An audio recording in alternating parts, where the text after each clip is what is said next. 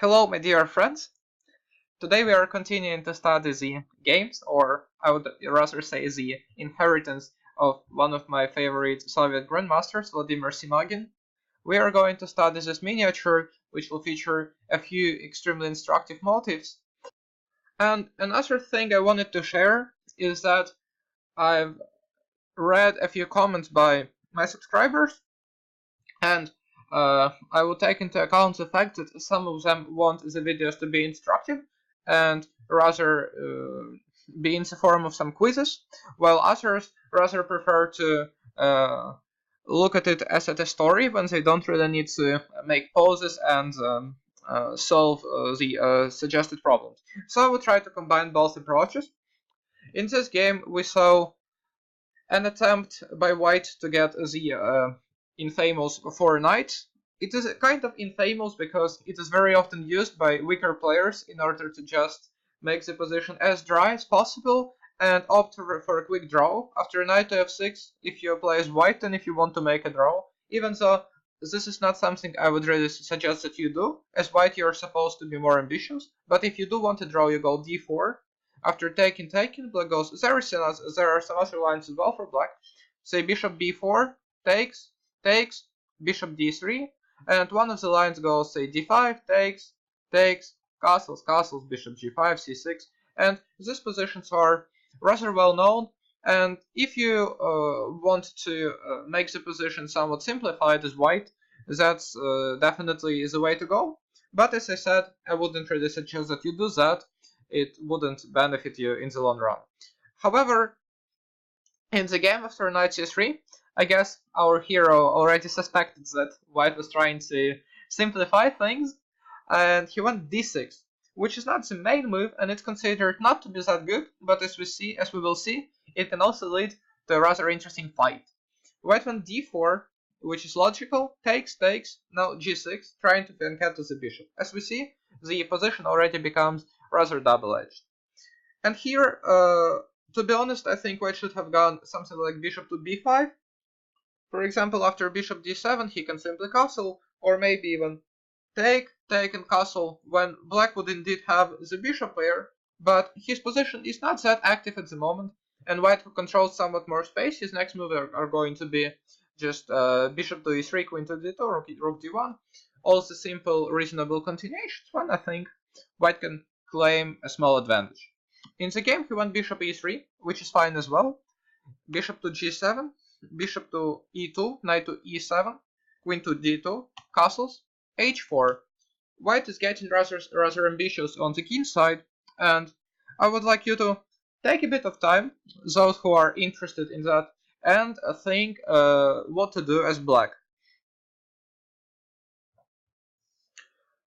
One of the rules of thumb in chess is that when your opponent tries to attack you on a flank, wanted to say on the king side, but obviously on any flank, it makes a lot of sense to consider the counter shots in the center, which is why the moves that black went for d5 is extremely logical, makes perfect sense.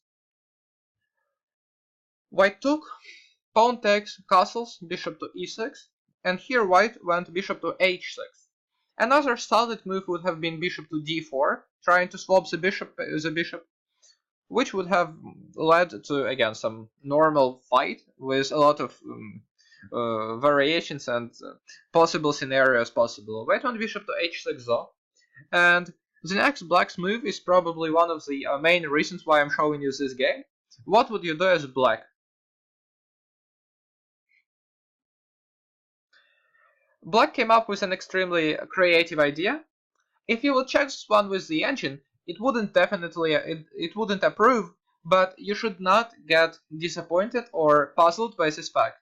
In fact, black's next move is extremely strong, especially in practical terms, and makes it much more difficult to play with white.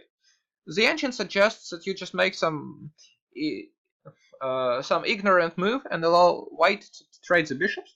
But then I think his attack is just rolling itself. h5 is the simple way to go. Takes on g6 and queen h6 would come and so on. So, which is why black found an extremely strong idea. Bishop to h8. If you have ever seen some games in the Sicilian Dragon, this is definitely an idea that could spring to your mind. The point is that when white takes on f8, black is a pure exchange down, but an important attacking piece that white had is now traded. Now this bishop is definitely a monster.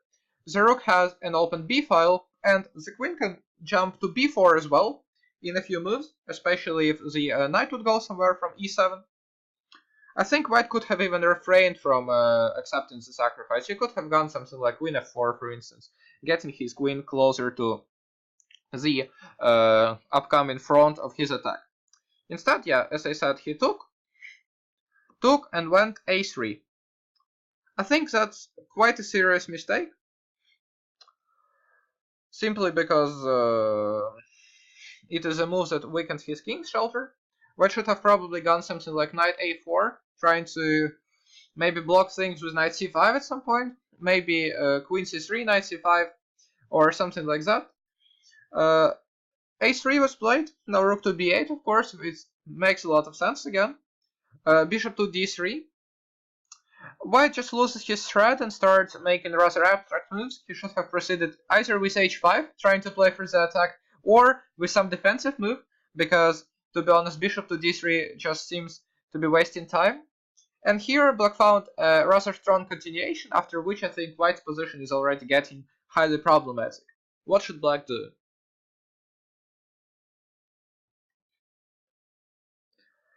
Black came up with a very powerful move, c5. The idea is that black can try to go either d4 or c4, or maybe both. Let's say if white goes h5, I think he needs to watch out for, say, d4, knight somewhere, c4, the bishop is getting trapped, or say knight a4, c4, then c3, then the queen again is just watching out the pawn on a3, and white's position is just, to be honest, getting crushed on the queen side. So the move c5 is incredibly powerful, and it already more or less decides the game in black's favor. White took, and now knight takes on d5.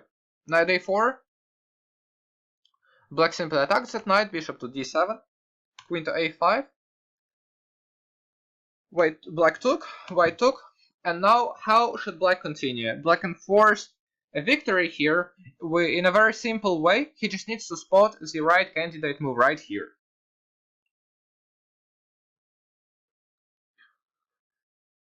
In any position which you feel is ready for tactics and for dynamic solutions, and in more or less any position which is just dynamic itself, you're definitely well advised to look for the forcing move first. So I hope you have looked at the captures. In fact, it would be extremely strong, I think, to capture on b2 as well, for example. But the next move is also very strong.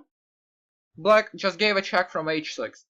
The point is that now if king to b1, then black can simply give a check and pick the queen, since the pawn on b2 is pinned to the rook.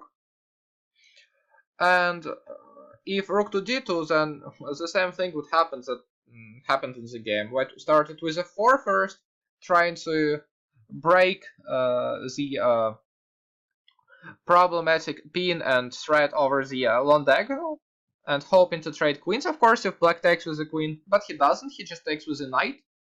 White went rook to d2, black just took, king d1, and bishop to c3, creating a massive threat of rook to b1, threatening the rook as well. Not only would he take the rook, but also if the king takes, there would be some decisive discovery. And I think white could have continued the game only by giving up that rook, even though black could also, ignore it and say play knight d5 on the next move or something like that. And white just went wrong instantly here. He went rook to f2 and just allowed a mate in one move, which was a lovely finish of this nice miniature. But I hope that the main lesson you would learn from this game, even if you, first of all, don't be afraid to complicate matters. You see that even in the column opening variations, it's always possible to find resources, how to play for a win, how to make the position very tense and create chances that your opponent would go wrong at some point.